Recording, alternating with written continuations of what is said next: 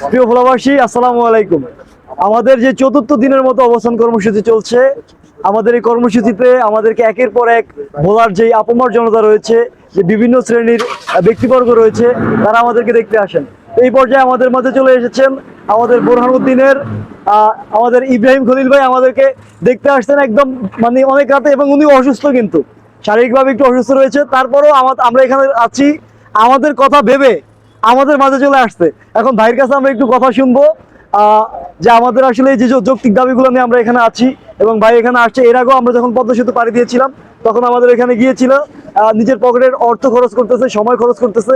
আমরা জানি যে ঢাকা শহরে সবাই ব্যস্ত, যে যে জায়গার অবস্থান, যে যার অবস্থান থেকে ব্যস্ততার ভিতরে আছে, তার ভিতরেও এই যে আমাদেরকে এসে সময় দিচ্ছেন, এবং এই সময় দিয়ে ভাইয়ের অনুভূতি কি, ভাইয়ের কথা আমরা শুনবো।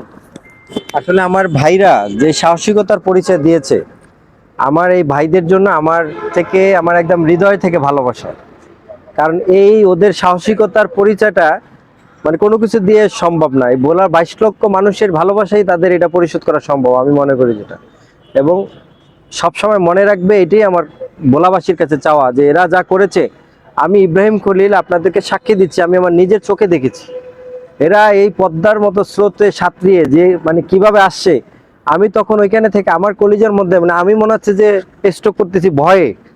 কিন্তু এরা এই নদী সাঁতরাইছে আমার নিজের চোখে দেখা। আমি কিন্তু আসলে ভয় পেয়েছি রাসেল, তুমি কতটুকু জানি, আমি কিন্তু কারণ ওইখানে আমার যে পদ পজিশন, দায়িত্ব, সরকারি পদ, আমি ভয় পাচ্ছি যে আমি থাকি এখানে একটা কিছু যদি হয়ে যায়, মানে কেমন হয়ে যাবে বিষয়টা, মেচাকার হয়ে যাবে।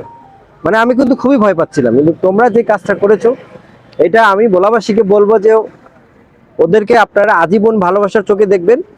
আর আমাদের ভোলার যে কোনো আন্দোলন, ভোলাবাসীদেরকে আমি আরেকটা জিনিস বলবো, আমাদের ভোলার যে কোনো আন্দোলন মানে মিডল পয়েন্টে এসে সামনে কিছু লোক আসে, এই সময় এসে আন্দোলনটা সামনে যারা থাকে তাদের কারণে, তাদের কিছু লাভের কারণে বা তাদের কিছু কিছু বিনিময়ে তারা কিন্তু আন্দোলন থেকে সরে যায় একটা সুবিধা নিয়ে।